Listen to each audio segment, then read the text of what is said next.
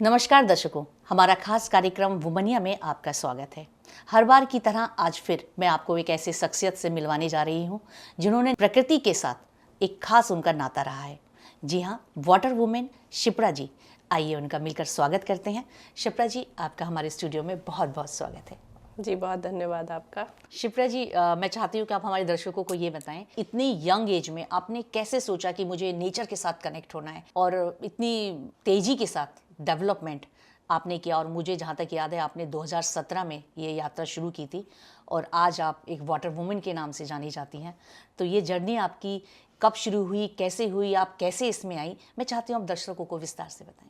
नर्मदे हर। वैसे तो एक जीवन यात्रा को कुछ पंक्तियों में समेटना बहुत मुश्किल होता है, लेकिन वो जीवन यात्रा बाकी लोगों का उदाहरण बने, इसके लिए वो लोगों तक जानी भी चाहिए। पिछले कई वर्षों से जब मैं प्रवास कर रही थी भारत में और भारत के बाहर, तो कहीं ना चाहते हुए भी एक अंतर मन में तुलना हो रही थी कि जिस देश में नदियों को देवी माना जा रहा है, वहाँ उनकी स्थिति हमने अपने कर्म कांड के नाम पर लगभग पाखंड बन चुने धर्म के लिए कैसे बना दी है। और एक ऐसे देश जो नदी को सिर्फ नदी मान रहे हैं, वो नदियों को कितना स्वच्छ रख रहे हैं, तो कारण क्या है और कैसे उसे संभाला जाए। तो ये समझ आया कि पार्ट टाइम से काम नहीं चलेगा, फुल टाइम ही देना पड़ेगा।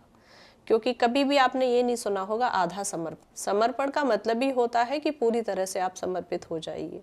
जब बीज पूरी तरह से समर्पित हो जाता है तब वो पौधा बनता है, तब उसमें अंकुरण होता है। जब वो पौधा पूरी तरह से समर्पित हो जाता है, खुद को विलीन कर देता है, तब वो वृक्ष बनता है। यही प्रक्रिया प्रकृति में भी चलती है और यही प्रक्रिया इंसान में भी होनी चाहिए, तब कहीं जाके आप बहुत क्रांतिकारी बदलाव लोगों को दे पाते हैं।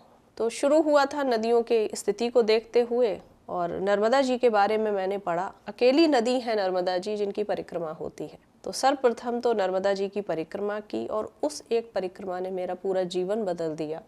क्योंकि उस एक परिक्रमा में हमने ये समझा, ये मैंने बहुत पास से देखा, जब आप एक नदी के किनारे सो रहे हैं, खा रहे हैं, पी रहे हैं, लगभग 3600 किलोमीटर की दूरी थी जो तय करके वो परिक्रमा पूरी होनी थी। तो आपने यात्रा जो की थी वो पद यात्रा थी आपकी? वो पूरी पद यात्रा थी। मैंने लगभग अपनी सभी नदियों से संबंधित यात्राएं पद यात्राएं ही की हैं। और वहाँ पे ये समझ आया कि जहाँ जहाँ नदी शिथिल हो रही है, वहाँ वहाँ लोग भी शिथिल हैं। नदी बहुत स्वस्थ दिख रही है, वहाँ वहाँ लोग भी स्वस्थ दिख रहे हैं। तो एक कनेक्शन मुझे दिखने लगा और मुझे समझ आया कि अगर हम नदियों को स्वस्थ रखने लगेंगे तो मानवता, समाज और राष्ट्र स्वस्थ हो जाएगा। तो वो जो पदयात्रा आपने की, तो आपके साथ कितने लोग होते थे उस वक्त जब आप निकली यात्रा? कैलाश मानसरोवर मेरी पहली यात्रा थी जो एक ग्रुप के साथ ही थी। उसके बाद मेरी दूसरी यात्रा थी नर्मदा परिक्रमा, 3600 किलोमीटर की ये पदयात्रा थी। और ये मैंने भिक्षावृत्ति में बिल्कुल साधक बनकर, साधना के स्तर पर एकाकी रूप से की। और तब मुझे ये पता नहीं होने वाला था कि मैं ये यात्रा पूरी करते करते अपने आप को जल के प्रति समर्पित कर दूंगी। उस समय तक यही योजना थी कि एक परिक्रमा करते हैं, नदी की स्थिति देखते हैं, एक अनुष्ठान की तरह, एक साधना की तरह करेंगे। लेकिन समाप्त होते होते लगा कि कोई और शिप्रा जो मेरे बाद आएंगी वो परिक्रमा कर सकें, वो अपना अनुष्ठान कर सकें, वो अपनी साधना कर सकें, इसके लिए नर्मदा को बचाना पड़ेगा, नर्मदा को संरक्षित रखना पड़ेगा। और वहाँ से फिर एक सोच कहीं ना कहीं विकसित हुई। तो वो पदयात्रा बिना धन के हुई थी, बिना सहयोग के हुई थी, बिना किसी को साथ लिए हुए एकाकी साधना थी। तो ये आपके माइंड में कैसे आया कि आप यात्रा नर्मदा की करें? मतलब किसी ने आपको ये विचार दिया या बताया आपको, या आपके मन में खुद ही ये विचार आ गया कि मैं यहीं से शुरुआत करूँगी या मुझे यही करना है? घर का माहौल बहुत सनातनी था। मेरी माँ बहुत धार्मिक है, तो नदियों के प्रति, जंगलों के प्रति, पहाड़ों के प्रति हमें जागरण बचपन से ही दिया गया था। हमें ये बताया गया था कि तुलसी पूजन, आंवला पूजन, बरगद पूजन ये विशिष्ट है, इनकी रक्षा करनी है। तो इतने अच्छे ओजस्वी गर्व से मेरा जन्म हुआ था। फिर पिताजी बहुत कर्मवादी हैं, वो बहुत अधिक पूजा वाली प्रक्रिया में अपना समय नहीं देते, पर वो मानवता की सेवा में समर्पित हैं। तो ऐसे माता पिता की मैं संतान थी जहाँ धर्म और कर्म पहले दिन से हमें सिखाया गया था।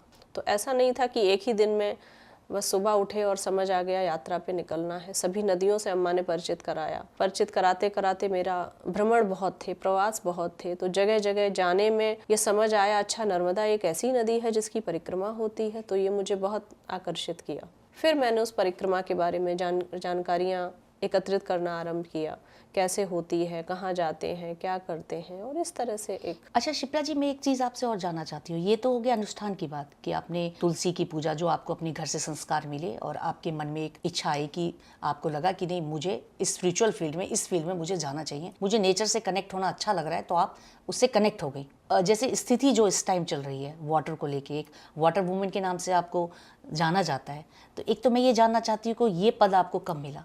आपने पहला प्रश्न बहुत अच्छा किया, और इसी प्रश्न से हमारे जीवन की बहुत सारी समस्याओं का समाधान मिलेगा। सबसे पहले तो जब हम कहते हैं अनुष्ठान करना है, तो हमें लगता है हम टोटली धार्मिक एक कार्य कर रहे हैं जिसका नदी का संरक्षित करने का कोई नाता नहीं है, कोई संबंध प्रारंभिक तौर पर नहीं दिखता, जबकि ऐसा नहीं है। अब आप थोड़ा सा प्राचीन काल में जाइए, जिस किसी ने भी ये लिखा होगा कि नर्मदा नदी की परिक्रमा करनी चाहिए, एक नदी की परिक्रमा करनी चाहिए, सामान्यतः मंदिरों की परिक्रमा होती है, लोग हद करते से हैं। हद गिरिराज जैसा, मनकामेश्वर मंदिर, पहाड़ जैसा, पहाड़ों की परिक्रमा होती है। अब आप सोचिए, उन सोच की जो पितरों की थी, पूर्वजों की थी, ऋषि मुनियों की थी, वेद पुराणों की थी, वो सोच थी नदी की परिक्रमा हो। इसका अर्थ था कि आप नदी के पास जाओ और 3-4 महीने रह के देखो नदी बहती कैसे है, नदी के किनारे का जीवन कैसे है, जहाँ नदी नहीं अच्छे से बह रही है वहाँ का जीवन कैसे है, जहाँ वो बहुत उछल के बह रही है वहाँ का जीवन कैसे है। सो नदी पहाड़ जंगल से जोड़ने की ही हमारी संस्कृति और हमारा धर्म है। वो अनुष्ठान बनाए ही इसलिए गए थे। जब हम एक बहुत छोटी सी भी पूजा करते हैं, उसमें भी सबसे पहले लोटे में जल रखा जाता है, बिल्कुल, ये बताने के लिए कि जल के बिना वो पूजा पूर्ण नहीं होगी। कोई भी पूजा पूर्ण पूरी नहीं होती। पूजा करने के कलश बाद स्थापित करते हैं आपको किसी भी जल पूजा से में। उसको आरती को शांत करना है, आपको कलश स्थापित करना है। ये एक तरीका था आपको जल से जोड़ने का। और अगर आप नदी से जल ला रहे हैं और उसमें काई है, कीचड़ है, गंदगी है, प्लास्टिक है, तो क्या आप उसे मंदिर में रखेंगे? स्वभावतः आपका मन नहीं करेगा। नहीं करेगा। सो तालमेल ये बनाया गया था कि स्वच्छ जल रखा जाए। स्वच्छ जल कहाँ से आ सकता है? एक ही स्रोत है, केवल नदियाँ। सो आपको अनुष्ठान से जब जोड़ने की बात होती है तो ये टोटली कर्मकांडी धार्मिक बात नहीं है, ये पूरी तरह से वैज्ञानिक और जीवन की बात है। तो जब मैं कहती हूँ अनुष्ठान करने गई, साधना करने गई, तो नहीं, कहीं ना कहीं हम जल बचाने गए।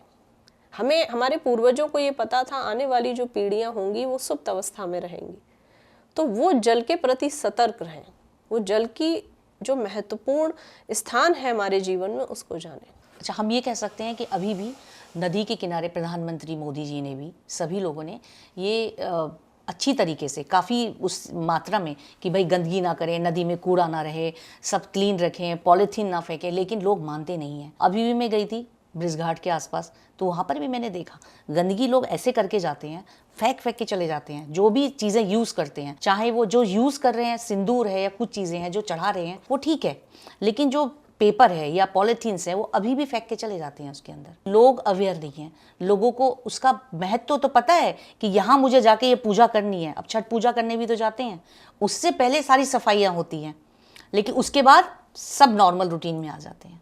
पुनीता जी, बहुत फाइन लाइन है अच्छे और बुरे की, उचित और अनुचित की। बहुत इतनी बारीक लाइन होती है कि कई बार वो पार करते करते समझ ही नहीं आता है कि हम सही से गलत वाली पंक्ति में कब खड़े हो गए। तो ये लोगों को कैसे समझाया जाए? पूर्णिमा और अमावस पे गंगा में नहाने का या नदी में नहाने का महत्व है। अब हमने क्या सुना कि धर्म कहता है कि हम अगर पूर्णिमा और अमावस में डुबकी लगाएंगे तो पुण्य मिलेगा। ये हमने स्वीकार लिया, एक्सेप्ट कर लिया, ठीक है। हम पहुंच गए नदी पर, पूर्वज भी पहुंचते थे। अब हमें ये समझना है बदलाव कहाँ आया। पहले भी लोग नदियों में नहाते थे, अभी भी नहा रहे हैं। बदलाव कहाँ आया? क्या कभी आपने ये सोचा है? ये बदलाव आया है हमारे जीने के ढंग में। हमारे जीने का ढंग बदल गया है। पहले के जो लोग जाते थे वो नदी से ही बालू निकाल के शिवजी बनाते थे, उसी पर नदी से जल अर्पित कर देते थे और वो शिव जी को वापस से नदी को ही समर्पित कर देते थे। ना आप घर से ऐसा कुछ लेके गए जो रासायनिक था जो नदी में गया, ना आप नदी से कुछ ऐसा घर में ले आए जो नदी कम हो गई। हमें लगा कि नहीं, उतने पुण्य से काम नहीं चलेगा, हमें थोड़ा ज्यादा पुण्य चाहिए, हमें थोड़ा जल्दी मोक्ष चाहिए। तो हमने सिंदूर, चावल, ये वो सारी चीजें एकत्रित की। यहाँ तक भी ठीक है। हाँ, यहाँ तक अगर भी ठीक वो है। सब चीजें ऑर्गेनिक है। सिंदूर 2 तरह से बन रहा है, उसमें केमिकल भी है, नॉन केमिकल भी है। अब यहाँ जीने का ढंग बदल गया। हम इतने अस्त व्यस्त जीवन में जी रहे हैं कि सामने की दुकान से जो भी सिंदूर जल्दी में उठा वो ले आए। हमने ये विवेक नहीं दौड़ाया कि कौन सा सिंदूर माँ के लिए ठीक है, कौन सा सिंदूर जल में विलय हो सकता है, बिल्कुल ठीक बात है। कौन से चावल ऐसे जा सकते हैं, ये सारी प्रक्रिया ठीक है, क्योंकि जीव जंतु जो जल में रहते हैं वो ये सब खा लेंगे। बिल्कुल। आप फल भी डालेंगे तो खा लेंगे। जो फल अब आप डाल रहे हैं वो इंजेक्टेड हैं, उनको भी इन्फेक्टेड करके ही बड़ा किया जा रहा है। अब आप जितनी भी चीजें नदी में ये सोच के ले जा रहे हैं कि 1 दर्जन केला डालेंगे तो जल्दी मोक्ष मिलेगा, वो आपका मोक्ष हो ना हो नदी के लिए पाप का काम कर रहा है। बिल्कुल। तो ये बहुत फाइन लाइन है, जीने का ढंग बदल गया, कुछ भी ऑर्गेनिक नहीं रहा। लोग ये सोचते ही नहीं है कि हम वहाँ जा रहे हैं। जो आपने पॉइंट बोला ये बहुत अच्छा पॉइंट है, और मुझे लगता है कि सभी को ये बात समझनी भी चाहिए। उन्हें सिर्फ जाने से मतलब होता है, सामान खरीदा और बस नदी में बहा दिया, बस इतना ही मतलब होता है। हर सृष्टि में बदलाव होता है। मुझे लगता है अब इसका ये तो समस्या हो गई, अब चूंकि मैं जल के लिए काम कर रही हूँ तो समाधान भी मुझसे पूछे जाते हैं। इसका एक ही समाधान है कि पूर्वजों ने बेलपत्र लगाए थे, इसीलिए हम सावन में 108 सो कॉल्ड बेलपत्र चढ़ा पा रहे हैं। हमारी अगली पीढ़ी उन शिवालों को बेलपत्र दे पाए, इसके लिए हमने क्या किया? सो हमें भी तो लगाने पड़ेंगे। उसके लिए तो आप बहुत अच्छा काम कर रही हैं। 1 करोड़ करीब आपको पौधे लगाने हैं जो आपका टारगेट है। तो आपको क्या लगता है ये टारगेट आप अकेले ही पूरा करने वाली हैं? अकेले मुझे करना भी नहीं है, क्योंकि जो मोटो है यहाँ पर भी एक बहुत बारीक सी पंक्ति के बीच में थोड़ा सा मेरे संकल्प को लोग गलत ढंग से ले रहे हैं। शिप्रा ने 1 करोड़ वृक्ष संकल्प लिया है, नहीं, शिप्रा ने संकल्प लिया है वो 1 करोड़ लोगों के हृदय में प्रकृति का प्रेम जागृत करेगी और वो लोग पौधा लगाएंगे। और इसी प्रकल्प में हम अब तक 25 लाख पौधे लगवा चुके हैं। क्या बात है। अकेले तो कोई कुछ नहीं कर सकता। लेकिन हाँ, आपने एक सोचा ना, एक अकेली शिप्रा ने सोचा इस टारगेट को अचीव करने के लिए, वो आपने सोचा, वो आपकी सोच है। आपके साथ कितने लोग कनेक्ट होंगे वो एक दूसरी बात है।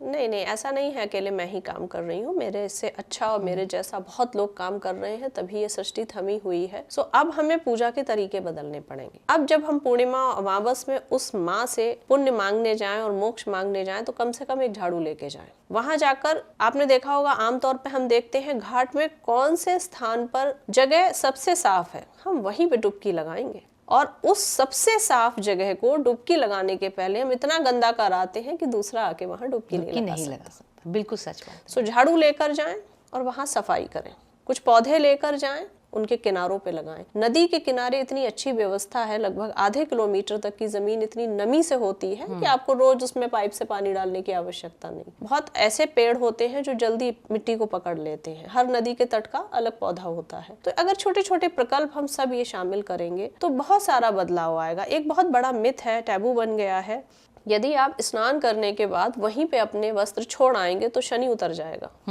अब आप सोचिए ये बड़े बूढ़ों ने क्यों बनाया था? उनका कहना था कि कुछ वस्त्र जो हैं आप ऐसे रख दीजिए जो गरीबों के काम आ जाए, किसी ऐसे जरूरतमंद के काम आ जाए। आज भी आप नासिक में जाएंगे तो एक पूरा एनजीओ है, वो उन वस्त्रों को ले जाता है। तो जैसे मैंने घाट पे हम लोग जाते हैं तो मैंने देखा कि वहाँ पे वस्त्र जो आप कह रही ना, लोग छोड़ के चले जाते हैं, तो बस छोड़ के ही चले जाते हैं, उसे कोई उठा के कहीं टांग देता है। तो एक जगह बनाई हुई है और वो सबसे गंदी जगह लगती है घाट की। नियम ये था कि आप कोई कोरा वस्त्र जो आपने अब से पहले नहीं पहना है, वो नया वस्त्र आप पहन के जाएंगे, डुबकी लगाएंगे। और वहां पर जगह जगह ऐसे स्टॉल लगे होते हैं, नासिक में आज भी ये परंपरा है, आप जाएंगे तो, और आप उसको रख दीजिए, वो लोग उठा के ले जाते हैं, धुलवाते हैं और बांट देते हैं।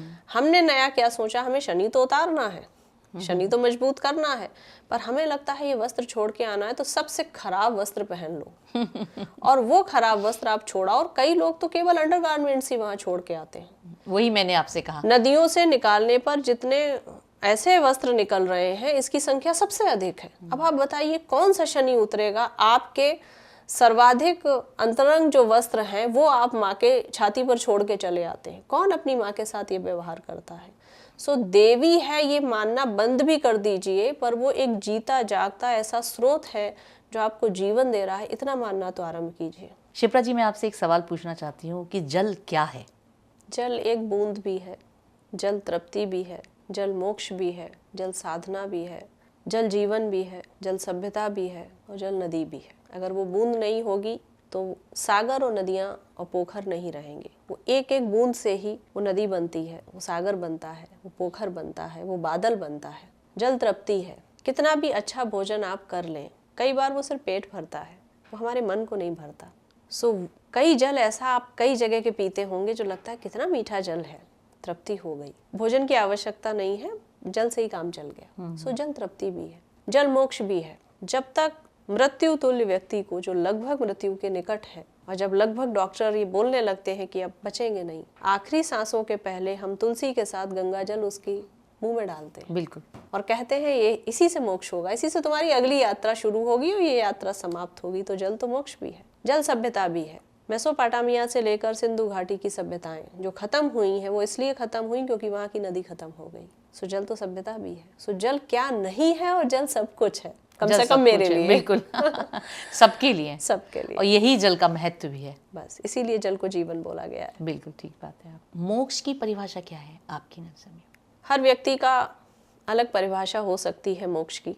मैंने चूंकि वेद शास्त्र पुराणों का अध्ययन नहीं किया, मैं उसी पीढ़ी से आती हूँ जिस पीढ़ी में शिक्षा प्रणाली का इतना दबाव रहता है कि आप 100% मार्क्स लाइए, 90 में आप किसी योग्य नहीं हैं, और 100% लाने के बाद आप करियर बनाइए और अपने पैरों पे खड़े हो जाइए। तो जब ऐसी प्रक्रिया आरंभ हो जाती है तो इस प्रक्रिया में कहीं भी गुरुकुल भावना नहीं रहती, उसमें अपने लिए जीने की भावना आती है, दूसरे के लिए जीने की भावना नहीं रहती। सो मुझे नहीं पता इसका शाब्दिक अर्थ वेदों में क्या है, शास्त्रों में क्या है, पर मेरी अब तक के अनुभव और अनुभूतियों से जो व्याख्या है वो मुझे लगता है कि मोक्ष का मतलब है अभी वर्तमान क्षण में यदि किसी का अहित किए बिना हम स्वयं को आनंदित कर पाएं या अपने आसपास के वातावरण को आनंदित कर पाएं, तो ये उस पल का मोक्ष होगा।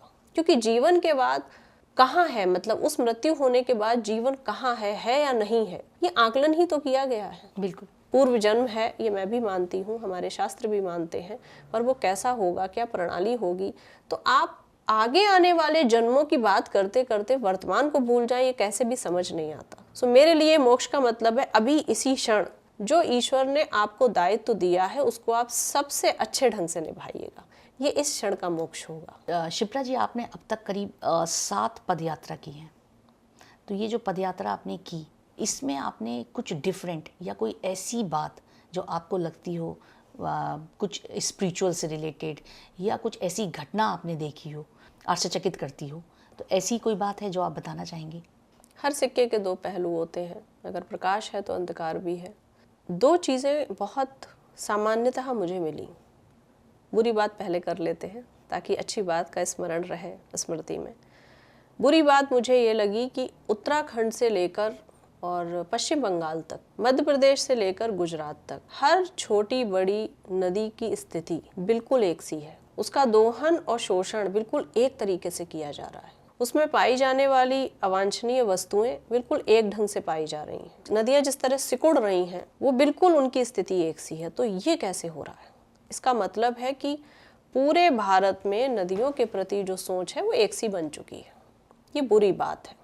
अच्छी बात यह है जो पदयात्राओं से मिला संगठन था वो बहुत ऑर्गेनिक है, बहुत सत्यनिष्ठ है, क्योंकि ये समझ आया मुझे उन सारी नदियों की पदयात्राओं पे कि हर जगह, हर थोड़ी थोड़ी दूरी में कुछ लोग ऐसे हैं जो नदियों के लिए पूरा जीवन देना चाहते हैं। बस शिप्रा जैसी हिम्मत नहीं है, कार्य योजना नहीं है, समझ नहीं आ रहा है कैसे शुरू करें। अगर उनको हम एक योजनाबद्ध तरीके से काम पे लगा दें तो वो बहुत बड़ा बदलाव लाएंगे। और यही मैंने किया। उन पदयात्राओं से जो लोग, हमने उन्हें एक निमंत्रण दिया, आइए हम आपके विचारों से नदी बचाएंगे। और करते करते आज 15 लाख लोग पंचतत्व संस्था से जुड़ गए और उन्हीं के सहयोग से हमने 25 लाख पौधे लगाए। तो आपने ये जो पंचतत्व संस्था का भी जो जिक्र किया है आपने, तो ये संस्था आपने कब बनाई थी? इनिशियली सिर्फ सेवा करनी थी। मुझे लगा कि मेरे अंदर जितना सामर्थ्य है व्यक्तिगत रूप से मैं नदियों की सेवा करूंगी, जंगलों को उगाऊंगी, पहाड़ों की रक्षा के लिए प्रेरणा बनूंगी। लेकिन फिर समझ आया जिस तरह से संगठन बढ़ता गया और 15 लाख लोग जुड़ गए तो लगा कि नहीं, इसके लिए एक संस्थागत काम करना पड़ेगा। हर बात के लिए एक नाम देना होता है। तो काम भले ही हम 2017 से कर रहे हैं, पर मुझे लगता था कि नाम का बहुत महत्व होता है। अगर मेरा नाम शिप्रा है और मैं जल का कार्य कर रही हूँ तो इसका कोई ना कोई एक संबंध रहा होगा। बिल्कुल। सो वो नाम ढूंढने में इतना समय लगा कि हमें एक ऐसा नाम चाहिए था संस्था के लिए जो नाम में ही काम समाहित हो जाए। सो लगभग 3-3.5 साल पहले हमें वो नाम समझ आया, पंचतत्व, कि हमने उसको रजिस्टर कराया और उसके अंतर्गत फिर कार्य शुरू किया। आपने बहुत ही अच्छा कार्य शुरू किया है। दीदी, पदयात्रा तो बहुत लोग करते हैं, गोवर्धन की भी लोग पदयात्रा करते हैं, ऐसे बहुत सारे तीर्थ स्थल होंगे जहाँ पे लोग यात्रा करते हैं, परिक्रमा करते, तो उनकी जो यात्रा है और आप जो यात्रा करती हैं, मैं जानना चाहती हूँ आपकी यात्रा इनकी यात्रा से क्या डिफरेंस है? पुनीता जी, एक तो मैं आपको बताऊं, इस पॉडकास्ट के लिए मैंने इसलिए हाँ की क्योंकि मैं व्यक्तिगत रूप से आपकी इस बात का बहुत सम्मान करती हूँ। सामने कौन बैठा है इससे आपके प्रश्न नहीं होते, और बहुत समीक्षात्मक और आलोचनात्मक ये प्रश्न था कि बाकी लोग भी परिक्रमा करते हो, मैं भी कर रही हूँ, तो ये बड़ी सामान्य बात है। देखिए, बहुत सारे लोग भोजन करते हैं, बहुत सारे लोग सुबह टहलने जाते हैं, बहुत सारे लोग स्नान करते हैं। हम उनसे अलग कैसे हैं? करने के ढंग में। अगर हम स्नान कर रहे हैं और स्नान करते समय ये जागरण मन में है कि नहीं, उतने से ही स्नान करो जितना अपनी स्वच्छता हो जाए, बाकी जल को सजो के रख दो। अगर हम वॉक करने जा रहे हैं, हम ये सोचें कि इस पथ को जो हमें साफ सुथरा मिला हुआ है, इसको हम इतना स्वच्छ या इतना अच्छा बना के रखें कि जो बाकी भी टहलने आए उनको अच्छा लगे। सो ढंग बदल गया। बहुत से लोग गिरिराज की परिक्रमा करते हैं। चित्रकूट में भी एक पहाड़ है, राम जी ने उसकी परिक्रमा की थी। ऐसे बहुत तीर्थ स्थल बहुत सारे हैं। परिक्रमा करने से पुण्य नहीं मिल जाएगा। ये मैं थोड़ा सा बहुत ऐसा ज्वलंत एक विषय उठा रही हूँ जिसके लिए शायद मुझे सुनना भी पड़े। परिक्रमा करते करते उस स्थान के लिए आपका भाव क्या है, और परिक्रमा के उपरांत आपने उस स्थान की जीवंतता को बनाए रखने के लिए क्या प्रयास किया, ये आपको दूसरों से अलग बनाता है। 1 लाख लोग नर्मदा जी की परिक्रमा हर वर्ष करते हैं। कुछ वाहन से करते हैं, कुछ पैदल करते हैं। मेरा नाम थोड़ा सा अलग दिखता है। उसका कारण ये है कि परिक्रमा के बाद भी समझ में आ गया कि नर्मदा को बचाने के लिए, उसकी सेवा के लिए, उसके संरक्षण के लिए हम क्या करें, और बाकायदा मैंने उसके लिए समय दिया। इसलिए मेरी परिक्रमा दूसरी परिक्रमाओं से अलग हो गई। आपका कोई भी कार्य जब उसका निष्कर्ष आपके ही भले के लिए ना हो, मानवता के लिए भी हो, प्रकृति के लिए भी हो, जब ये भाव आपका रहता है तो आप स्वयं ही, आपका जो काम होता है वो दूसरों से अलग हो जाता है। जब नर्मदा से जुड़ी पहली परिक्रमा आपकी नर्मदा की ही थी जो आपने परिक्रमा की। अब आप उसमें पूरी तरह से समर्पित हैं, आपने अच्छे से जान लिया। तो जब आप जुड़ी थी तब और आज में आपने क्या डिफरेंस वहाँ पे देखा? पहली परिक्रमा मेरी कैलाश मानसरोवर की थी। उसके बाद मैं नर्मदा से जुड़ी, नर्मदा जी की परिक्रमा की। चूँकि जनसंख्या इस स्तर की बढ़ चुकी है कि बहुत छोटे छोटे जो सार्थक प्रयास हो रहे हैं वो नज़र नहीं आ रहे हैं पटल पर। तो वो प्रयास आपको ऐसे तो नहीं दिखेंगे कि शिप्रा ने जो काम किया उसका इस वजह से सुधार हो गया, लेकिन हाँ, हमारे छोटे छोटे प्रयासों से जो शोषण उनका 100 होना चाहिए वो 80 हो पा रहा है। तो कुछ प्रतिशत हमारी सेवा उसमें जाके काउंट हो रही है। स्थिति नर्मदा जी की जब मैंने परिक्रमा की थी और अब की थी, उससे भी प्रतिदिन और खराब हो रही है। जल और दूषित कर रहे हैं क्योंकि हमारी सोच कहाँ बदल रही है। पहले 10 लोग शोषण कर रहे थे, अब 10,000 कर रहे हैं, कल को 10 लाख करने लगेंगे। तो अकेले हमारे जैसे लोगों का प्रयास बहुत नहीं दिखेगा, लेकिन सही और गलत में जब हमारा मोक्ष होगा, जो आपने प्रश्न भी किया था, तो हमें इस बात की बड़ी शांति होगी कि हम सही तरफ खड़े होके माँ की सेवा कर रहे थे, माँ का दोहन नहीं कर रहे थे। तो दीदी, इसका मतलब तो ये हुआ कि वो तो दिन ब दिन दूषित होती जा रही है। मतलब आपके प्रयास करने के बाद भी पहले स्तर थोड़ा ठीक हुआ और अब स्तर फिर और ख़राब होता जा रहा है। नर्मदा, ऐसी बहुत सारी नदियाँ हैं जिस पे आप काम कर रही हैं। तो इसका कोई सॉलिड सॉल्यूशन नहीं है कि मतलब कोई तरीके से कोई चीज़ ऐसा हो कि जिससे वो सुधार होता जाए दिन ब दिन और तेज़ी के साथ डेवलपमेंट हो? मुझे आप एक बात बताइए, अभी इस वर्ष चुनाव हुए थे, आप भी वोट डालने गई होंगी। लगभग फरवरी में हमें पता चला कि चुनाव घोषित हो गए हैं। मार्च, अप्रैल, मई में वोटिंग हुई। जून से जुलाई तक एक सरकार बनकर तैयार हो गई। मतलब इस पूरे अंतराल में 6 महीना लगे। भारत जैसे तंत्र की गवर्नमेंट 6 महीने में वोट दे के, काउंटिंग करके डिपार्टमेंट्स बट गए और लोग अपने अपने पद पर काम करने लगे। ये 6 महीने में हो गया। तो फिर एक नदी सुरक्षित हो जाए, इसकी परिकल्पना 6 महीने तो छोड़िए, 6 साल में भी क्यों नहीं बनती? अब सवाल है कैसे बनाई जाए। आपका कहना था कि मैं परमानेंट सॉल्यूशन क्या दूं, या मेरे करने से कोई बहुत क्रांतिकारी बदलाव क्यों नहीं दिख रहे। वो इसलिए नहीं दिख रहे क्योंकि 4 स्तंभ होते हैं। पहले आप 4 खंबे गाड़ते हैं, तभी तो उस पे छत पड़ेगी। बिल्कुल ठीक बात है। नींव खुदेगी, तभी तो मकान बनेगा। आप सोचे सिर्फ एक पिलर पे काम हो जाए तो नहीं होगा। फिर वो पिलर कोई हो, केवल सरकार चाहे वो योजना बना दे और हम उदासीन रहें तो भी नहीं होगा। केवल हम कार्य करें और सरकार ठीक से काम ना करके उसके हिस्से का पैसे को कहीं और लगा दे तो भी काम नहीं होगा। जो मीडिया का एक डिपार्टमेंट है वो भी उन कामों को लेके जागरूक ना होके ना दिखाए या संतुलन ना करे तो भी काम नहीं होगा। वो साधु संत जिनके कारण भारत की संस्कृति बची हुई है, जब तक वो आके वेद पुराण की बात कह के प्रकृति को बचाने का आह्वान अपने सो कॉल्ड फॉलोअर्स से नहीं कहेंगे तो भी काम नहीं होगा। तो ये जब पूरा वर्ग एक प्लेटफॉर्म पे खड़ा होगा तो बदलाव आपको दिखेंगे। आपको शिप्रा के कार्य करने के बाद भी नर्मदा का स्थिति वैसे ही इसलिए दिख रही है क्योंकि एक ही स्तंभ काम कर रहा है। हम और हमारी सोच के लोग, मैं नहीं कह रही हूँ अकेले मैं और मेरी तरह के बहुत लोग। जैसे मैं देखती हूँ बहुत सारी एनजीओ हैं, बहुत सारी एनजीओ हैं जो इस टाइप का काम करती हैं, वो प्रोजेक्ट की तरह करती हैं। इस मंथ उनको 4 प्रोजेक्ट करने हैं, उन्होंने कहा भी सफाई अभियान करना है, किसी नदी में जाके थोड़ा बहुत काम कर दिया, पिक्चर्स क्लिक की और बस वो पोस्टर बना के बस डाल दिए। ऐसे वर्किंग तो बहुत करते हैं लोग। जिस तरीके से आप काम कर रही हैं, ऐसे समर्पित होकर लोग कम काम करने वाले बहुत कम लोग हैं। मुझे लगता है कि हमारे प्रधानमंत्री मोदी जी ने भी बहुत अभियान चलाए, सफाई अभियान चलाया, लेकिन क्या लोग उस पर काम कर रहे हैं? बिल्कुल काम नहीं कर रहे। कुछ कुछ समय तक करते हैं और फिर जो है ऐसे ही बैठ जाते हैं। तो इस पे आप क्या कहना चाहेंगी? मैंने कहा ना, सरकार योजना बना सकती है, तो योजना पे काम तो नहीं होता ना। संस्कार ये प्रेरित करते हैं कि उस योजना पे काम हो। ये अंदर का कॉन्शियस होता है ना, एक गिल्ट होता है, अरे हमें ये कार्य मिला, हमने नहीं किया। उसको काम करने वाले कौन है? हम और आप जैसे लोग ही तो हैं जब वो नदी के किनारे जाते हैं। पर मैंने देखा है पुनीता, वो लोग जब सरकारी तंत्र में काम करते हैं, मैंने ऐसे लोगों के साथ भी काम किया है कि जब प्रोजेक्ट में थे तो मैं उनसे मिली जाके ये जानने के लिए कि जो आदमी प्रोजेक्ट बना रहा है नदी के ऊपर, उसकी नॉलेज मुझसे कहीं गुना होगी, तो उनसे सीखा जाए कि आखिर काम कैसे हो रहा है। वही व्यक्ति ने जब मेरे साथ काम किया तो पूरी ईमानदारी और भाव से किया। अब उसकी सोच पे कैसे काम करें? सरकारी तंत्र में घुसते ही उसको लगता है कि सिर्फ एक पेपर पे काम करना है। ये एक भाव बन चुका है जिसे बदलने में कई वर्ष लगेंगे। मैं आपको एक प्रोजेक्ट बहुत संक्षिप्त में बता देती हूँ। हम गोमती नदी को उठाते हैं, मैंने उसकी परिक्रमा की है। ये पीलीभीत माधव टाड़ा से बहती है और कैथी तक जाती है बनारस। अब आप कहेंगे कि इस नदी को कैसे बचाया जाए? इतना आसान मैं आपको सॉल्यूशन दूंगी, लेकिन होगा वही मीडिया, धर्म साधु, सरकार, प्रशासनिक लोग और व्यक्तिगत एनजीओस। एक प्लेटफॉर्म पे आना पड़ेगा। इसमें बहुत छोटा सा काम करना है। शारदा में हमेशा बाढ़ आती है जो बराबर में ही है। शारदा से गोमती को कनेक्ट करते ही सूखी में गोमती में जल आ जाएगा। ये सरकार का काम है। गोमती के दोनों तरफ बुरी तरह से कब्जा करा हुआ है। कुछ गरीबों ने किया है, कुछ अमीरों ने किया है। जब आपने नदी को कब्जा करते करते उसे नहर बना दिया तो नदी की जमीन ही नहीं रह गई। उसे अतिक्रमण मुक्त कराना चाहिए, कब्जा मुक्त कराना चाहिए, जो सरकार का काम है। हर व्यक्ति को वहां से हटाना चाहिए कि नदी की जमीन नदी को वापस करिए।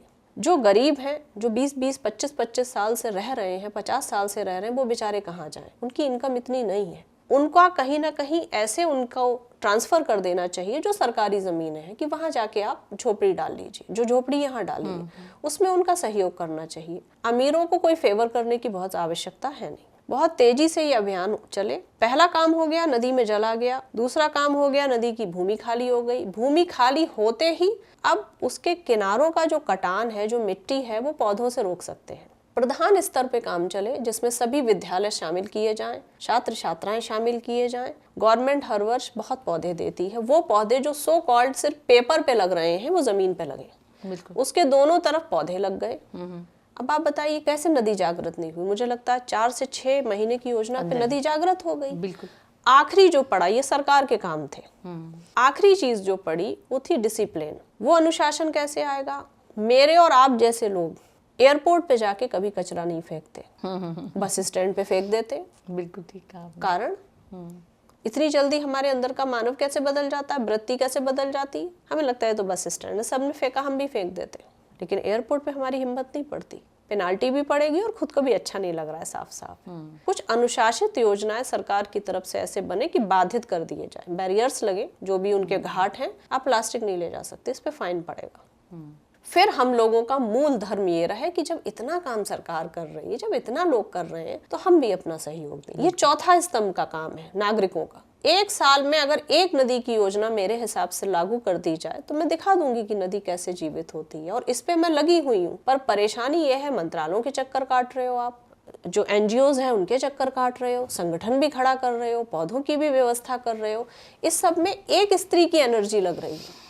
इसमें सारे स्तंभ का लगे और सारी नदियां जीवित हो जाएंगी। बहुत आसान बात है। बिल्कुल। वहाँ पे नदी के किनारे जो दुकानें होती है ना, उस पे भी काम किया जाए तभी चीज़ें होंगी। जो आपने लास्ट सिस्टम की बात की, नागरिकों की जो बात की आपने, तो हम जैसे लोग जब जाते हैं नदी किनारे तो हम फॉलो नहीं करते हैं। एयरपोर्ट में तो फॉलो करेंगे और ऐसी जगह पर जाके फॉलो बिल्कुल भी नहीं करते हैं। तो वहाँ भी ज़रूरत है, क्योंकि योजना तो गवर्नमेंट बना देती है और योजना बना के वो उस पर काम भी कर लेती है, लेकिन बाद में कौन काम कर रहा है, फिर सब एक रूटीन में आ जाता है। गढ़मुक्तेश्वर और जबलपुर में मैंने जाके उन खोखे वालों से बात की, उन्हें कन्विंस भी किया अच्छा, कि जो प्लास्टिक का दोना है, फॉर एग्जाम्पल अगर वो 5 रुपए का पड़ रहा है और जो पत्ते का दोना है वो 7 रुपए का पड़ रहा है, तो 2 रुपया माँ के तुम भी दे दो, और वो तैयार भी हो गए। लेकिन वो मेरे कहने से तैयार नहीं होंगे, वो गवर्नमेंट के स्तर से एक अनुशासन ही आया, स्ट्रिक्ट है, इस एरिया में प्लास्टिक दिखनी भी नहीं चाहिए। प्लास्टिक बीच में ये हुआ कि प्लास्टिक बंद हो गई है, पानी की बॉटल्स बंद हो गई, लेकिन फिर से पानी की बॉटल आ गई, सब जगह देख लीजिए। अब पानी की ही अगर हम बात करें, छोटी बॉटल बड़ी बॉटल शादी में कहीं भी फंक्शंस में जाइए दे देते हैं, लोग पीते हैं, इतना सब पियेंगे छोड़ के चल देंगे, आप भी देखती होंगी, ऐसी फेंक देते हैं पानी की, कोई कीमत ही नहीं समझता। मतलब अब आप देखिए आने वाला समय जो स्तर आपसे अच्छा कौन जानता होगा कि कैसा आने वाला है, कि 2050 तक पानी की किल्लत और ज़्यादा बढ़ जाएगी। अभी हाल फिलहाल में ही आप देखिए बेंगलोर, चेन्नई, दिल्ली में क्या स्थिति थी, कैसा हाहाकार मच गया था, लोग लाइन लगा के खड़े हो रहे थे। तो ये स्थिति है हमारे देश की, आज भी है यही स्थिति है, और काफ़ी जगह पे स्थिति तेज़ी से बढ़ रही है। तो इसमें भी मैं आपसे कई विचार चाहती हूँ कि आप इस पे आप क्या कार्य कर रही हैं। पुनीता, मैं आध्यात्मिक स्त्री इसलिए नहीं हूँ क्योंकि मेरा जन्म एक सनातनी परिवार में हुआ, मैं हिंदू हूँ, इसलिए मैं उस वाली लाइन से काम कर रही हूँ। मैं बहुत विवेकशील स्त्री थी और मैं किसी ऐसी व्यक्ति बात का समर्थन नहीं कर सकती, व्यक्ति का समर्थन नहीं कर सकती जो तथ्यात्मक नहीं है। मुझे बहुत प्रारंभिक स्तर पर यह समझ आ गया कि हमारा धर्म, हमारा आध्यात्म, हमारी संस्कृति ही समाधान है, यही तरीका है जीने के ढंग का। इसीलिए मैंने वो आध्यात्मिक मार्ग चुना। अल्टीमेटली मुझे नदी का ही काम करना था, पर इस रास्ते से क्यों? इस रास्ते से इसलिए क्योंकि इस रास्ते में आपको कुछ करना नहीं है। आध्यात्मिक जब आप होते हो और धार्मिक आप होते हो, आपको सिर्फ अपने वेद पुराण का अनुसरण करना है और नदी खुद ब खुद बच जाएगी। ज्यादा से ज्यादा जैविक जीना है, यही हमारा धर्म सिखाता है, बिल्कुल, यही हमारा अध्यात्म सिखाता है। अपने अलावा भी एक और जीवन की फिक्र करनी चाहिए, सोचना चाहिए, यही हमारा धर्म सिखाता है। अन्यथा मुझे क्या पड़ा था कि मैं अपना काम छोड़कर और ऐसे निकल जाती। किसको ये जीवन बहुत आरामदायक लगता होगा कि आप भाग रहे हो, गर्मी है, सर्दी है, कोई साथ देने वाला नहीं है, आपकी पदयात्राएं चल रही हैं, खाना नहीं मिल रहा है, रहने का स्थान नहीं मिल रहा है। ये सब चीजें हमारा धर्म सिखाता है कि आप इतने मानवीय हो जाओ, अपने अलावा भी प्रकृति के लिए जीवित रहिए, समाज के लिए रहिए, राष्ट्र के लिए रहिए। ये भाव प्रारंभिक स्तर पर आपका धर्म देता है। तो जो भी चीजें, जैसे ही आपको लगता है कि कोई समस्या है, उसका समाधान आध्यात्म ही है। आपने कहा कि बेंगलोर में, दिल्ली में, इसमें उसमें किल्लत हुई, या प्लास्टिक की बॉटल्स ऐसे मिल रही हैं, पानी हम छोड़ रहे हैं। कहाँ हमारा मन ऐसा था जो हम इतना दोहन करें? फेंकने की तो हमारी परंपरा ही नहीं थी। हमारी पहली रोटी गाय को और आखिरी रोटी कुत्ते को इसी उद्देश्य से बनाई गई थी, जो बच गया है वो कुत्ते को डाल दिया जाए, जो बच जाए वो नदी में फेंक दिया जाए। ये प्रणाली हमारी नहीं थी, ये हमारे जीने का ही ढंग नहीं था। लेकिन अंततः हमारा सब कचरा जा तो नदियों में ही रहा है, चाहे फैक्ट्री का हो, चाहे हमारा वेस्टेज हो। अगर आप मुझसे कहती हैं कि मैं नदी बचा रही हूँ, तो मैं भी 10% ऐसा जी रही हूँ जो नदी के लिए ठीक नहीं है। और जैसे जैसे मेरा जागरण हो रहा है, वैसे वैसे मैं उसे चेंज कर रही हूँ। जैसे अगर आप वॉशरूम में जा रहे हो तो अल्टीमेटली तो आप साबुन ही यूज कर रहे हो ना, तो वो साबुन का पानी भी तो नदी में ही जा रहा है। अब इसके लिए क्या करें? इसके लिए फिर मुल्तानी मिट्टी पे लौटना पड़ेगा, इसके लिए फिर हल्दी पर लौटना पड़ेगा, इसके लिए फिर चंदन पे लौटना पड़ेगा। वो चंदन, वो मुल्तानी मिट्टी, वो हल्दी पानी के लिए हानिकारक नहीं है। सो बहुत बारीक चीजें हैं जिनका चेंज हुआ, इसकी वजह से आज 50 साल में नदी मर रही है। वो थोड़ा थोड़ा करके हुआ, हमें समझ नहीं आया। हमारे साबुन से, हमारी चाय की पत्ती से, हमारे जीने के ढंग से, हमारे खाने के ढंग से, हमारे सोचने के ढंग से। दूसरे, आप जैसे लोग कितने हैं जो इनको, आपको शहर भी याद है जबकि आपका काम नहीं है जल से। आपने कितने उंगलियों पे नाम गिन दिए। आप कितने लोगों को मानती है जिनको ये पता है चेन्नई में जो है वो भूगर्भ जल खत्म हो गया है? कितने लोग हैं जिन्हें पता है कि बेंगलोर में किल्लत है? राजस्थान देख लीजिए, वेस्ट बंगाल में भी है। हाँ, तो ये आपको इसलिए है क्योंकि आप भले ही बहुत अच्छा काम उस पंक्ति में नहीं कर पा रही, पर आप कंसर्न है, आपको दुख है इस बात का। अगर हम दुख भर भी रख लेंगे तो अपने हिस्से का पानी तो बचाएंगे। मैं इसलिए आपसे कह पा रही हूँ क्योंकि पानी की जो, मैं एक अपना एक्सपीरियंस भी शेयर कर लेती हूँ आपसे। पानी का जो मैंने किल्लत देखी है, जहाँ मैं रहती थी वेस्ट बंगाल में, वहाँ मैंने देखा है पानी हम खरीद के पीते थे। अच्छा, और ये किस वर्ष की बात होगी? ये वर्ष की बात होगी करीब 80 के आसपास होगी, 81 82 की आसपास की कुछ बात। तो पानी खरीद के हम लोग पी रहे हैं, तो ये अपने आप में एक बहुत बड़ी बात है कि हमें पता है एक गिलास पानी की क्या कीमत है, कि हमें कितना पीना है कितना नहीं पीना है। लोग आजकल ऐसे ही फेंक देते हैं, और हम लोग पानी मिलता ही नहीं था कई बार कि आज पानी ही नहीं आएगा, ऐसा भी होता था, तो स्टोर करके रखना पड़ता था। और दूसरी बात, ये जो बारिश होती है, हम लोग ड्रम में स्टोर करके रखते थे पानी, वहाँ पे उसके पानी से उसको यूज़ किया जाता था। बारिश हो रही है उसको फेंका नहीं जाता था। तो आजकल तो बारिश का यहाँ पे कुछ यूज़ ही नहीं होता है। लोग पहले तालाब इसलिए बनाए जाते थे कि तालाबों में पानी स्टोर हो जाए ताकि लोग यूज़ कर सके। पानी का एक्सपीरियंस जो रहा है मेरे साथ, तो मैंने तो देखा है बहुत करीब से। तो आज भी मैं अपने घर में जो पानी के ग्लास हैं, बहुत छोटे साइज के मैंने ग्लास रखे हुए हैं देने के लिए, ताकि पानी वेस्ट ना हो। उसको और चाहिए तो और पानी में दे दूं, लेकिन ये नहीं कि वेस्ट करें पानी को। और जो आने वाला समय जो दिखाई दे रहा है, मुझे लगता है इस पे सबको काम करना चाहिए। अभी आपने अपना एक अनुभव साझा किया, 80 के समय पर आपने पानी की किल्लत देखी, और आज 2024 में भी आपके मन में वो समस्या कहीं ना कहीं छाप छोड़ गई, इसीलिए आप अपने घर में छोटे गिलास ले आए। 1 इंच सही, एक प्रयास सही, आपने पानी की दुनिया में पानी को बचाने के लिए कुछ तो किया। यही भाव अगर प्रति व्यक्ति भारत की जनसंख्या से कैलकुलेट कर लिया जाए, कितना आसान हो जाए। बिल्कुल, मैं तो देखती हूँ अभी भी घर के बाहर लोग गाड़ियाँ साफ कर रहे होते हैं, ड्राइवर्स पानी इतना बहाते हैं, मुझे देख के बड़ा बुरा लगता है। मैं देखती हूँ यार ये लोग पानी कैसे बहा रहे हैं, मतलब उनको नहीं करना चाहिए ऐसा, उनको समझ नहीं है, उनको नॉलेज नहीं है। लेकिन जो घर के मेंबर है उनको तो नॉलेज है, वो तो उसको शिक्षा दे सकते हैं, एजुकेट कर सकते हैं ना इस बात के लिए। मैंने बहुत ग्रामीण इलाकों में काम किया है। 2017 से 24 तक मेरे जितने पौधे लगे हैं वो नर्मदा के किनारे या नदियों के किनारे लगे हैं, जिसके लिए हमें हाईवे से भी 10 किलोमीटर अंदर जाना होता था।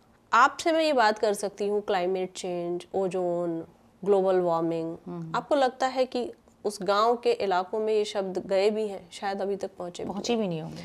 उनसे अगर मैं इतना टेक्निकली और इस तरीके की शब्दावली में बात करूंगी तो वो कहेंगे पता नहीं कहाँ से आ गई है। सो उस इलाके में ये समझाना, उनकी भाषा में जाकर, उनके स्तर तक जाकर, उनकी बौद्धिकता तक जाकर, उनके मन को स्पर्श करके कि भाई आप वो दिन याद करो जब कुएं से पानी लाते थे। ये मैंने खुद देखा है अपने ददेहाल में। कुएं से मटके से पानी आता था, उस मटके के पानी से निकाल के आटा मला जाता था। जो आटा मलने के बाद, आटा गूंथने के बाद जो पानी बचता था, उसी छोटे थोड़े से पानी में हमारी जो हाँ दादी वगैरह, नानी वगैरह है, वो इतना हाथ धोती थी कि वो आधे ग्लास से भी कम होता था। हाँ। और आटा निकला हुआ उस पानी को पौधे में डाला जाता था। बिल्कुल, क्योंकि उनको कीमत थी कि भाई 2 किलोमीटर से हम कुएं से पानी भर के लाए हैं।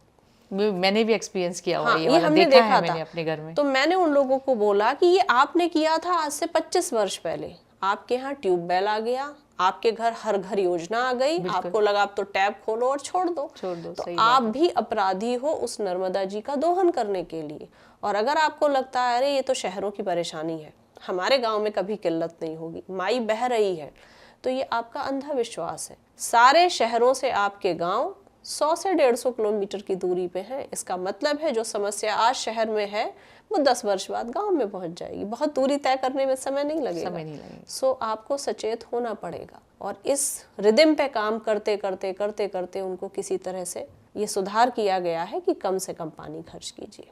हम लोग सरकार की आलोचना करते हैं। मैं कभी किसी सरकार के एक तरफा समर्थन में नहीं होती, लेकिन जितनी भी कार्य योजना अच्छी बनती है मैं उनका स्वागत करती हूँ, फिर चाहे वो जो भी सरकार हो।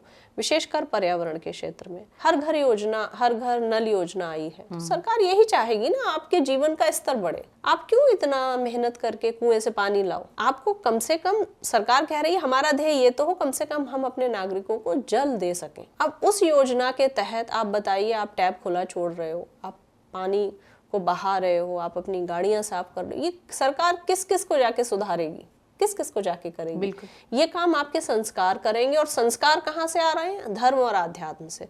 तो वापस आपको अपने धर्म में लौटना पड़ेगा। अब जो स्थिति इस टाइम इस देश की हमारी चल रही है, अगर जल के लिए सभी अगर जागरूक नहीं हुए तो आपको क्या लगता है तीसरा विश्व युद्ध जो होगा जल के लिए होगा? हाँ, ये सभी आधुनिक लेखों में आता जा रहा है कि अब जो विश्व युद्ध होगा वो जल के लिए होगा, और ये एक ही दिन में घटित नहीं हुआ। मुझे लगता है मैं और आप इकलौती ऐसी पीढ़ी हैं जिसने कुएं में जल देखा है। बिल्कुल। हमारे बाद वाली जो पीढ़ी आएगी उन्हें पता भी नहीं होगा कुआं क्या था। 2 4 6 रह जाएंगे, वो भी सूखे हुए। कुएं से हम हैंडपंप पे आए, हैंडपंप से हम टंकी पे आए, टंकी से हम बॉटल पे आए। अब बॉटल के आगे क्या, मुझे लगता है कैप्सूल बचा है।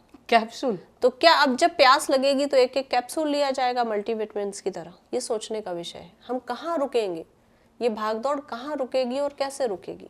मतलब वो प्रणाली जो हमारी है, जैसे हमें कहा जाता है कि आप सिर्फ जो अपना सोचते हैं वो मनुष्यत्व होता है, जो अपने सिवा किसी और का भी सोचता है वो देवत्व होता है, जो दूसरे का सोचे ही नहीं वो पशुत्व होता है। तो अगर हम पशु प्रणाली पे रहेंगे तो कैप्सूल के बाद तो कुछ भी नहीं बचेगा, जीवन ही नहीं बचेगा। आप बिजनौर के बाहर जाइए ना, कितनी भी धार्मिक व्यक्ति हो, कितना भी आस्थावान हो, कितनी भी श्रद्धा हो, आप बिजनौर से प्रयाग के बीच का जो एक ट्रैक है गंगा का, कानपुर वाला, आप आचमन तो छोड़िए, आप स्नान नहीं कर सकते, आप खड़े नहीं हो सकते, चाहे आप कितना भी उसको माँ बोले। मुझे आपकी इसी बात से मुझे एक रहीम जी का दोहा याद आ रहा है कि उन्होंने बहुत पहले ये बात कह दी थी जिसके बारे में आज हम और आप चर्चा कर रहे हैं। तो उनका दोहा है, रहीमन पानी राखिए बिन पानी सब सून, पानी गए न उभरे मोती मानुस चून। तो आप इससे अंदाज़ा लगा सकती हैं उन्होंने ये बात कब कह दी थी और आज हम इस पर विचार कर रहे हैं। ये दोहा तो आपने जो पढ़ा है वो आपके बहुत पानी के प्रति संवेदनशील होने को दिखा रहा है और आपकी शिक्षा प्रणाली को दिखा रहा है। अब आप इसको थोड़ा सा अलग हटा के देखिए कि जो पूर्वजों ने काम किया वो हर अनपढ़ आदमी भी प्रकृति से जुड़े वो कैसे किया। उस समय पे महिलाओं की शिक्षा की बहुत आवश्यकता नहीं समझी जाती थी और महिलाओं को शिक्षित करने के लिए बहुत कुछ किया भी नहीं जाता था। अब उन्हें कैसे समझाया जाए कि प्रकृति जरूरी है। उन्होंने कहा तुलसी विवाह करना है, आंवला नवमी का पूजन करना है, बट सावित्री वृक्ष की पूजा करनी है, बट सावित्री व्रत करना है। उसको पूरा सावित्री और सत्यवान की कथा से हमने जोड़ा।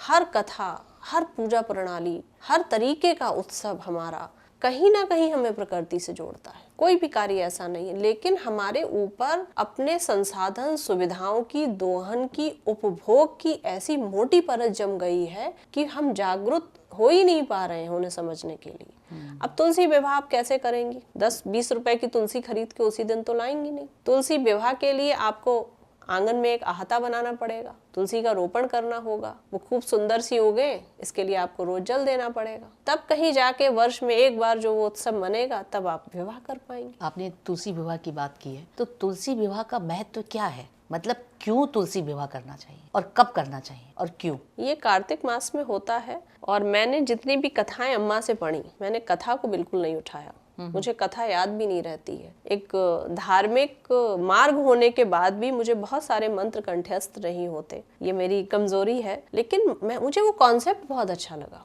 कि तुलसी विवाह का मतलब वो कुछ ऐसे भी गुड्डे गुड़ियों का विवाह का भी तो उत्सव हो सकता था। हमने देखा है गुड़ियों गुड्डों का विवाह वो आपके बचपन की चीज है, आप नहीं भी करोगे तो चलेगा, लेकिन तुलसी विवाह ऐसा नहीं, आप नहीं करोगे तो नहीं। विवाह को नहीं पकड़ना है, तुलसी को पकड़ना है, नौमी को नहीं पकड़ना है। क्योंकि लोग, जो मैंने अब तक देखा, जहाँ इनवाइट भी आता था तुलसी का विवाह हो रहा है, तुलसी विवाह है, आपको आना है, यही बोल के लोग बुलाते हैं। बट सावित्री जो व्रत होता है उसमें हम सावित्री जी की कथा तक ही समझ गए, हम ये समझे ही नहीं वो बट वृक्ष बचाना है। तो हमारी जितनी भी चीजें हैं वो इस तरीके से सारा स्थापित की गई हैं कि एक अशिक्षित महिला, एक अशिक्षित पुरुष भी उस प्रकृति से किसी ना किसी तरह से जुड़े। जैसे आपने अभी गोवर्धन परिक्रमा, आप सोचिए कितनी दूर दूर से लोग आते हैं, उसका उद्देश्य क्या है? उससे पुण्य मिलेगा। ये क्यों बताया गया था कि कम से कम वर्ष में एक बार अपने घरों से निकल के देखो, तो पहाड़ नहीं होंगे तो तुम कैसे रहोगे, तुम्हारा जीवन नहीं रहेगा। तो पहाड़ के करीब जाओ, उसके निकट जाके समझो उसकी उपयोगिता क्या है, उसका महत्व क्या है, वो क्या कर पा रहा है। जितनी भी लीलाएं आप कृष्ण जी की उठाएंगी वो सब पंचतत्वों के ही ऊपर है। बिल्कुल, चाहे कदम वृक्ष हो जो चीरहरण है, चाहे यमुना नदी हो, सभी, चाहे गिरिराज पर्वत हो, तो सारे जो ये सारा संदेश दिया है हमारे अवतारों ने वो यही कहने को दिया है। पर हम अतिवाद के पीछे पड़ गए, हमने उस कर्मकांड में इतना अति कर दिया कि वो लगभग पाखंड बन गया। और जो वो मर्म था, जो एक्चुअल डेप्थ था, जिसकी वजह से जो तत्व होना चाहिए, जिसको हमें स्वीकारना था, वो तत्व कहीं छूट गया और हम उस पाखंड में आगे बढ़ते चले गए। वही पाखंड हमने अगली पीढ़ी को दिया। अगली पीढ़ी तथ्यात्मक पीढ़ी है। आप अपने बच्चों से ये नहीं कह सकते हो कि सिर्फ यही करना है। वो आपसे प्रश्न करते हैं, चूंकि आप पाखंड कर रहे थे, आपके पास उसके उत्तर नहीं होते हैं, आप उलझ जाते हैं। वो दूसरे धर्म में या तो अटैच हो रहे हैं या वो धर्म विमुख हो रहे हैं। कनेक्ट होना बहुत जरूरी है। बिल्कुल। आप कनेक्ट नहीं होंगे तो आप हमेशा दूर ही रहेंगे आपको वो उससे। तक तो पता होना चाहिए। बिल्कुल। इसका कारण क्या, आज मैं और आप बैठकर बात कर रहे हैं तो इसका निष्कर्ष क्या है, हम चाहते क्या हैं, ये हम दोनों के दिमाग में जितना क्लियर रहेगा, Clear स्पष्ट रहेगा, उतना हम संदेश दे पाएंगे।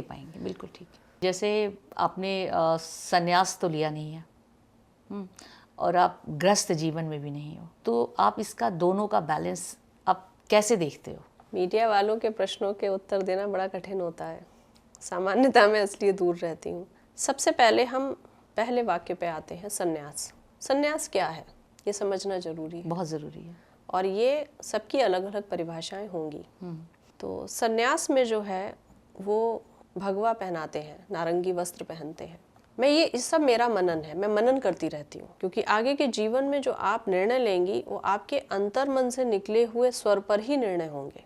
कम से कम मेरे जैसी स्त्री किसी के कहने पे कुछ नहीं कर सकती। सो वो जो वस्त्र होता है भगवा, वो मेरे लिए नारंगी रंग नहीं है, मेरे लिए वो चिता का रंग है। जब चिता जलती है तो वैसी ही लपटें उठती हैं, जो रंग होता है वही रंग सन्यासी का रंग होता है, अगर बिल्कुल आप कंपेयर करेंगे तो। हाँ ठीक है। इसका मतलब है जब आप लगभग अपने को मृत मान लें, लगभग आप बाहरी जीवन से इतना प्रभावित होना बंद हो जाएं कि आप लगभग मृत हैं, वो चिता रंग जैसे आप हो जाएं, तब आप संन्यास लें। मुझे नहीं लगता कि मैं उस मनस्थिति या उतनी साधना में के उस स्तर पे पहुंची हूँ, तो इसलिए संन्यास वाला मार्ग अभी नहीं है, या तो उतना नियंत्रण आ जाए।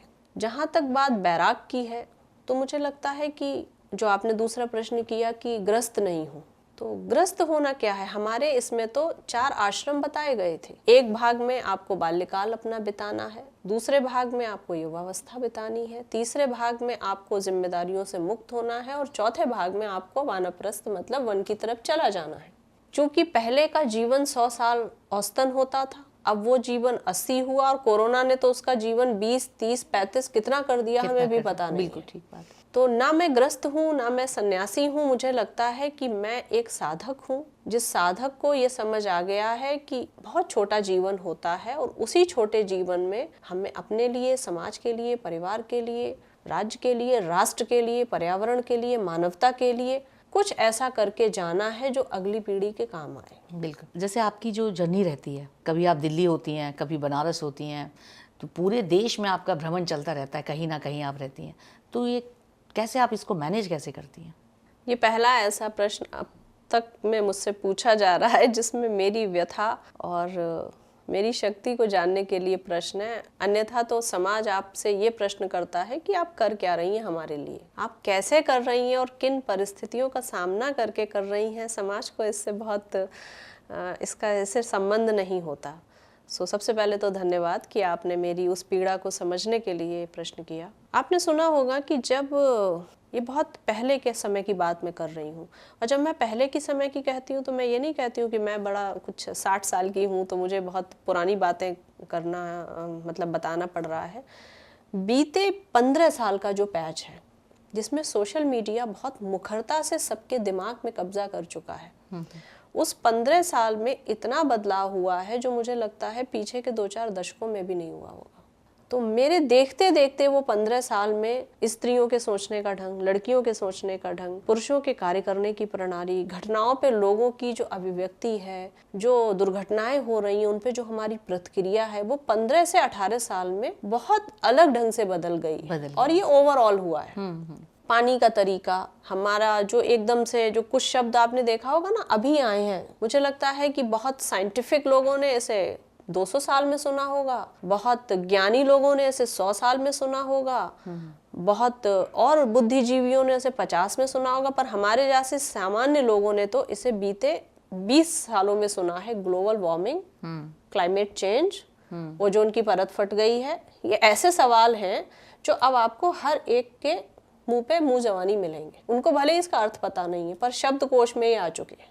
तो ये सोचने के लिए हमें समझना पड़ेगा कि हम कहाँ से चले और कहाँ पहुँचे। जब बीते वर्षों में जब टेस्ट तो होते ही नहीं थे, किसी को बुखार आया तो आयुर्वेद दे दिया गया, लेट जाओ, ओढ़ के लेट जाओगे तो पसीने से निकल जाएगा। ये मैंने अपने ही घर में 20 वर्ष पहले देखा था। जब कुछ समझ नहीं आता है तो आज डॉक्टर कहते हैं कि टेस्ट करा लीजिए। जब रिपोर्ट सारी सही आती हैं तो आपने सुना होगा, फ्रिक्वेंटली हमें एक बात सुनने को मिलती है, आपको कोई स्ट्रेस है, उसकी वजह से हुआ है। कोई तनाव है, जब उन पे कुछ भी कहने को नहीं है। इसका मतलब है वो भी ये मानते हैं मानसिक भी एक रोग है, मानसिक भी एक बुखार है, और मानसिक भी एक ऐसी यात्रा है जो दूषित होती है। तभी तो वो ये कहते हैं कि कुछ नहीं है, स्ट्रेस से हो गया है, खान पान अच्छा है, पहनावा अच्छा है, सोचना अच्छा है और रिपोर्ट्स भी सही है, फिर भी आप बीमार हो तो स्ट्रेस से हो। ऐसे ही पहले के ज़माने में टेस्ट नहीं होते थे तो कहते थे कि अरे वो पानी बदल गया होगा, पानी बदलने से तबीयत खराब हो गई, पानी बदलने से सर्दी जुकाम हो गया।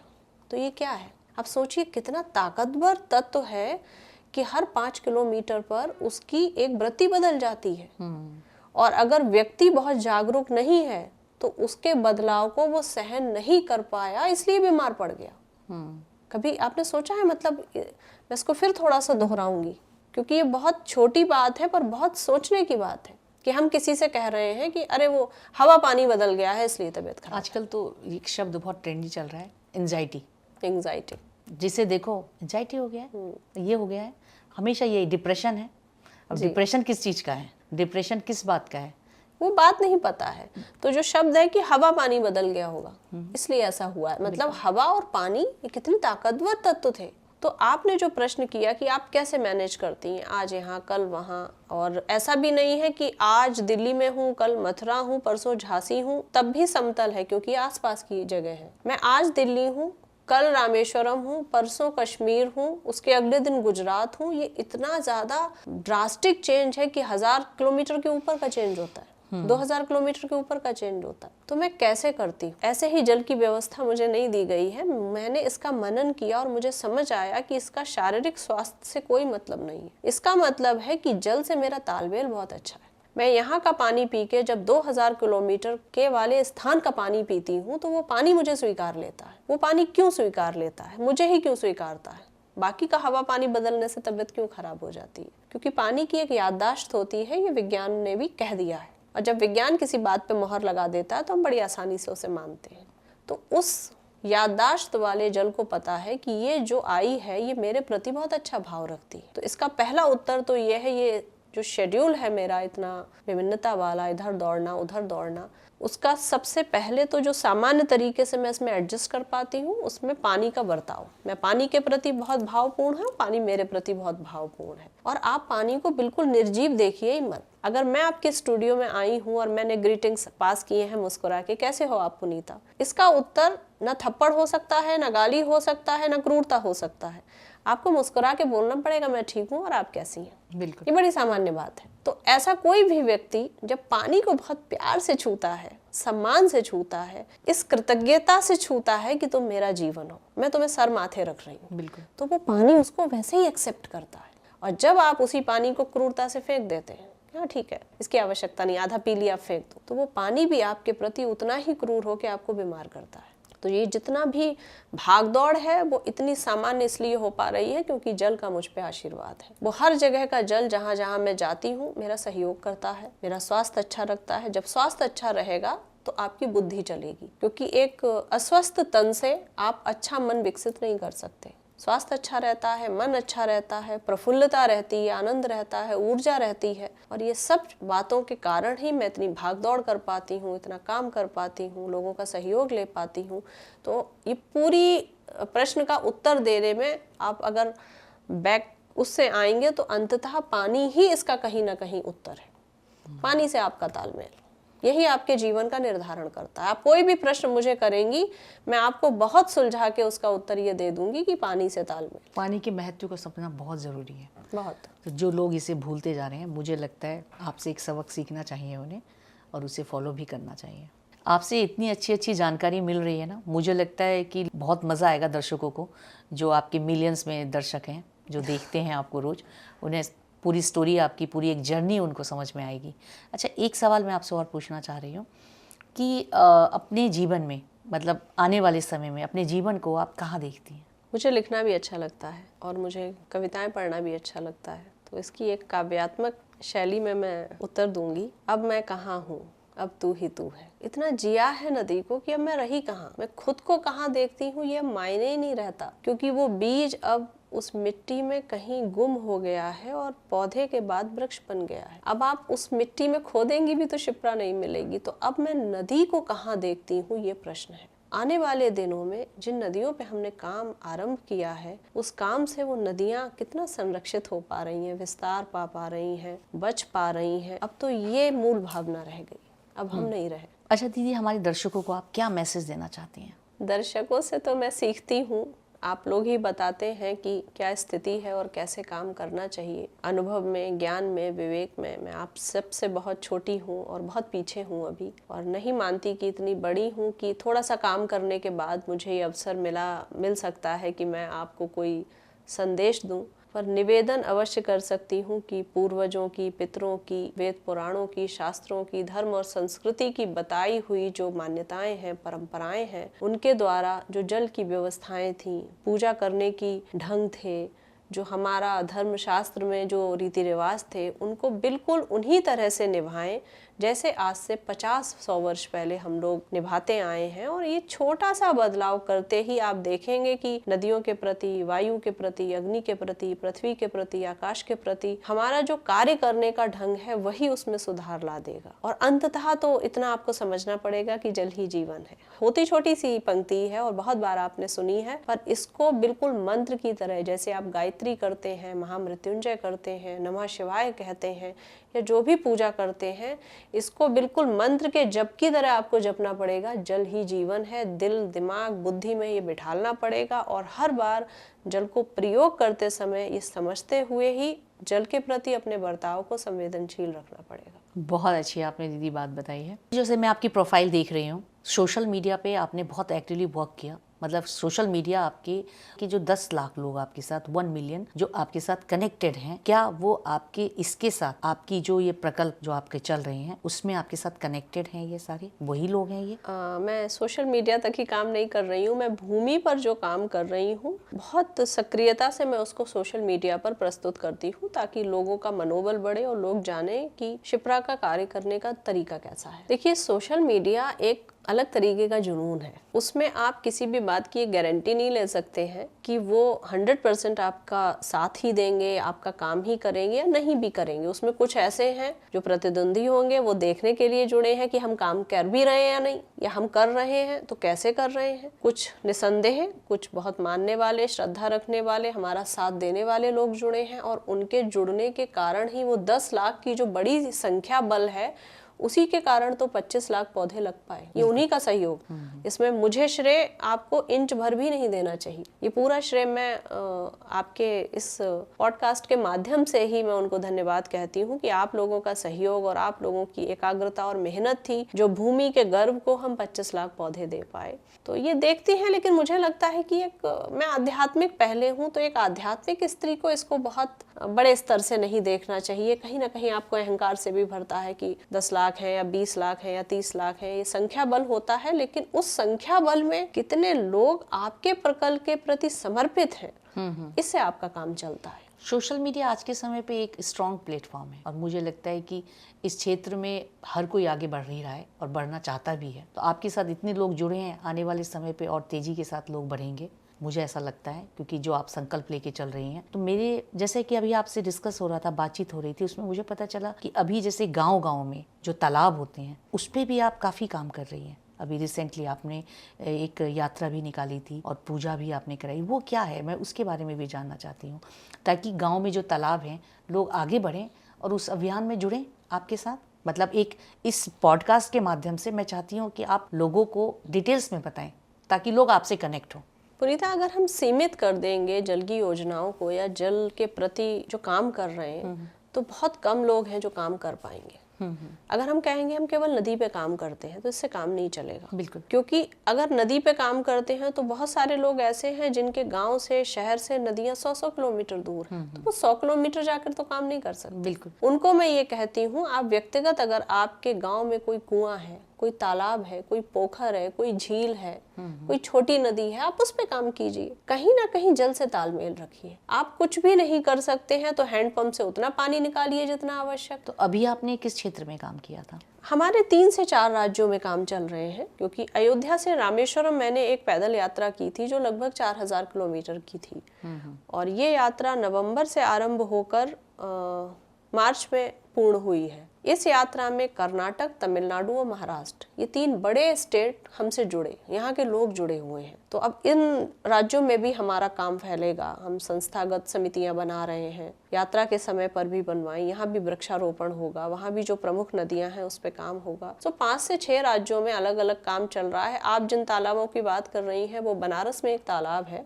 जहां हमने 4, 6, 10 तालाब चिन्हित किए हैं, और वहां में महिलाओं की समिति बनाकर उन महिलाओं द्वारा उस तालाब को गोद दिलाया गया है। क्योंकि मैं हर जगह नहीं भाग सकती, स्थानीय लोग जब तक जागृत होकर अपने स्थानीय तालाब, पोखर, नदियों की जिम्मेदारी नहीं लेंगे, तब तक बदलाव नहीं आएगा। सो तालाब हो, पोखर हो, झील हो, किसी भी फॉर्म में जल हो, आप जल बचाइए। आप उस बॉटल का जल भी बचा सकते हो। अगर इतना भी बचा है तो आप रख लीजिए ना, क्योंकि आमतौर पे हम दूध तो नहीं फेंकते। अगर आधा कप भी दूध बचता है भगोने में तो आप नहीं फेंकती हैं, आप उसको किसी छोटे से कप में फ्रिज में रखती हैं और अगले दिन चाय में यूज करती हैं। बिल्कुल ठीक बात। अगर 1 चम्मच भी घी बचा है डब्बे में तो हम उसको खुरच के निकालते हैं कि नहीं, घी नहीं फेंक सकते।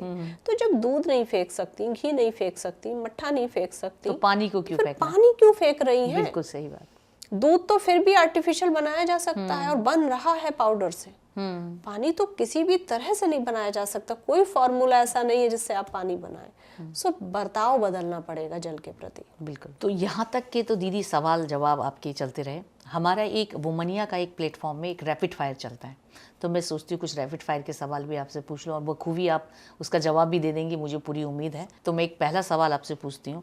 जैसे अभी आपने मुझे बताया कि आप अभी एक गांव में लोगों को कनेक्ट करके, महिलाओं को कनेक्ट किया, आपने उनसे कहा कि एक तालाब गोद ले लें। इसमें भी काफ़ी एफर्ट्स और मेहनत तो लगती ही है। तो इसके लिए जब आप कनेक्ट करती हैं, लोगों के बीच जाती हैं, तो आपको मेल सपोर्ट करते हैं ज़्यादा या फीमेल सपोर्ट करते हैं? ऐसी कोई समस्या मैं औसतन नहीं बता सकती कि मेल ज़्यादा अच्छे से सुन रहे हैं और फीमेल नहीं सुन रही। वो जो 10 लाख लोग जुड़े हैं उसमें स्त्री और पुरुष दोनों ही हैं, और मैं सामने ऐसे बात करती हूँ कि वो इंडिविजुअल एक ब्रह्मांड का प्राणी है जिसको मुझे समझाना है कि भाई प्रकृति से जुड़ो।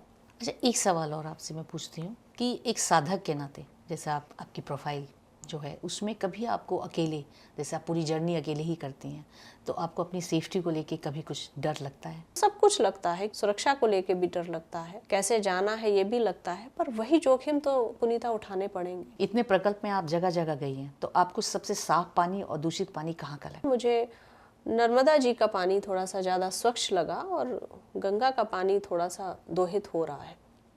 कि अगर आप वाटर वुमेन ना होती तो क्या होती? शायद नाम ये नहीं होता, पर मैं कुछ भी करती मगर जल के लिए ही करती। तो वैसे तो दीदी आपका समय बहुत बिजी रहता है, टाइट रहता है काफ़ी, लेकिन जब भी आप खाली होती हैं तो 2 चीज़ बताइए, आप क्या करती हैं? मतलब संगीत सुनना अच्छा लगता है, लिखना अच्छा लगता है, जो वस्तुएं मेरी बिखरी पड़ी हैं जिनको मैं समय नहीं दे पा रही हूँ उनको थोड़ा व्यवस्थित करना अच्छा लगता है, तो अपने आप को समय देती हूँ। जैसे दीदी आपने कहा आपको संगीत का बहुत शौक है, तो मैं चाहूँगी कोई गाना आप गुनगुनाएं हल्का सा, हमारे दर्शक भी सुनना चाहते हैं आपका गाना। एक बड़ा पसंदीदा गानों में से एक है मेरा, जो नदी को ही समर्पित है, तो आप साथ देंगी तो गा सकते हैं। कोशिश करती हूँ। ओहरे ताल मिले नदी के जल में, नदी मिले सागर में, सागर मिले कौन से जल में, कोई जाने ना। ओहरे ताल मिले नदी के जल में। ये मुझे इसलिए अच्छा लगता है कि आप देखिए ना कि जल की भी एक व्यथा है कि वो कहाँ जाए, सागर के बाद कहाँ जाए। तो इसके बड़े अच्छे एक मायने हैं जिसकी वजह से गाना मेरे बड़े करीब है। नहीं, बहुत अच्छा आपने सुनाया, और गाना भी आपने वही सिलेक्ट किया, यानी कि आप पूरी तरीके से समर्पित हैं जल में। प्रेम का अर्थ ये होता है, या किसी के हो जाओ या किसी को अपना बना लो। वो लग रहा है मुझे। खैर, आपसे बात करके बहुत अच्छा लगा, और दर्शकों को आपकी पूरी एक जर्नी जान के बहुत ही अच्छा लगा होगा। इसी तरीके से हम आगे आपसे कनेक्ट होते रहेंगे, मिलते रहेंगे। आप हमारे स्टूडियो में आए, आपका बहुत बहुत धन्यवाद। बहुत धन्यवाद। नर्मदे हर।